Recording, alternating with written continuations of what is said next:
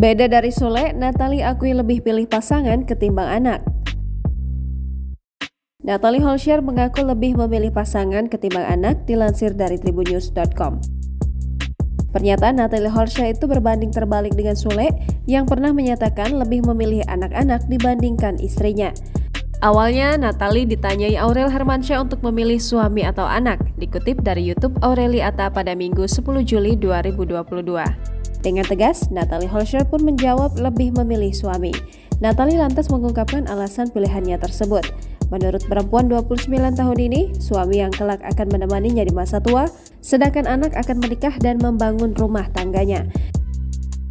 Mendengar jawaban tersebut, Aurel tampak setuju. Mengulang penjelasan Natalie, Aurel Hermansyah juga sependapat apabila pasanganlah yang akan mendampingi sampai tua nanti. Lebih lanjut, Natalie Holscher mengungkap pentingnya penjelasan tersebut juga disampaikan kepada anak.